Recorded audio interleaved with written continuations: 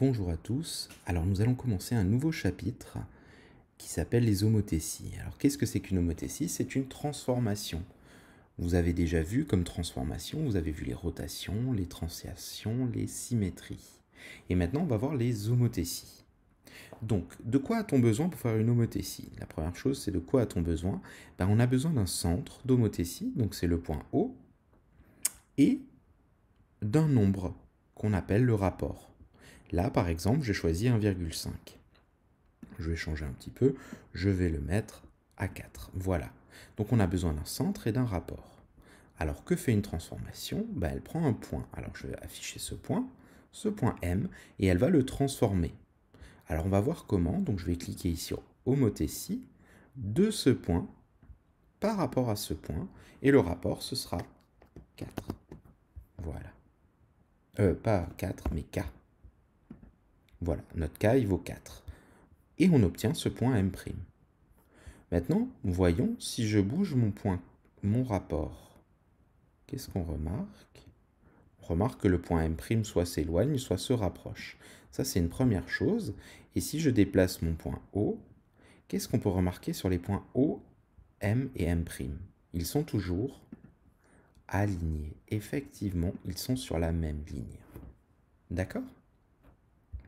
Et comme on le disait avant, si par exemple je prends mon rapport 3, le point M', il est ici. Alors comment ça se fait que mon image soit là? Tout simplement, la distance de O à M', c'est 3 fois la distance de O à M. Une fois, 2 fois, 3 fois.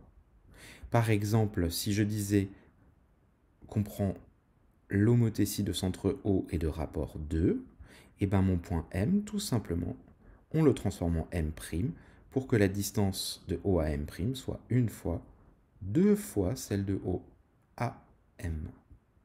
Donc je déplace, voilà, par exemple, si je prends mon rapport 5, mon point M', il sera ici. Donc ce qu'il faut retenir, c'est que la distance du point de O à M' sera égale à K, donc notre rapport, fois la longueur de O à M. Ok? Alors vous allez me dire, ça marche bien, mais qu'est-ce qui se passe si mon K, il est plus petit que 1? Ah, on va regarder. Donc, ici, c'est K égale 3. Et si on prend K égale 1, déjà, K égale 1, ça veut dire que la distance de O à M est la même que celle de O à M'.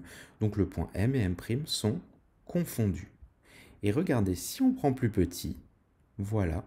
Par exemple, ici, on a la longueur de O à M qui fait 2. 2 fois 0,5, ça fait bien 1. Donc, il est bien un 1 carreau. Donc, il se retrouvera ici. Et si on agrandit encore, voilà. Alors, je vais vous donner des petits exemples. Donc, je vais cacher mon point M', je vais cacher ma droite, mon curseur aussi, et ma droite. Par exemple, si je prends le point O à cet endroit-là, que je prends le point M à cet endroit-là, imaginons que je veuille l'homothétie de centre O qui va et de rapport 3.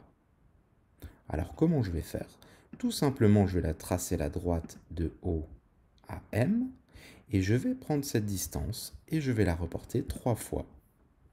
Une fois, 2 fois, 3 fois. Et donc mon point A sera l'image du point M par l'homothétie de centre O et de rapport 3. D'accord?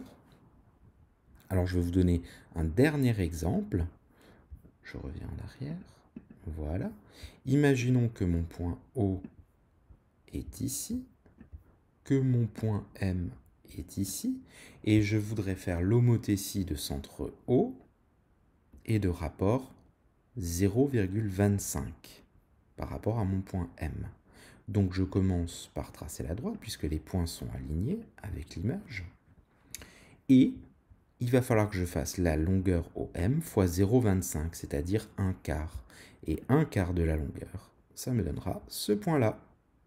Voilà, ce point-là sera l'image du point M par l'homothétie de centre O et de rapport 0,25. Voilà, vous allez pouvoir faire 2 petits exercices et ensuite, on verra ce qui se passe si notre k est un nombre négatif. À bientôt!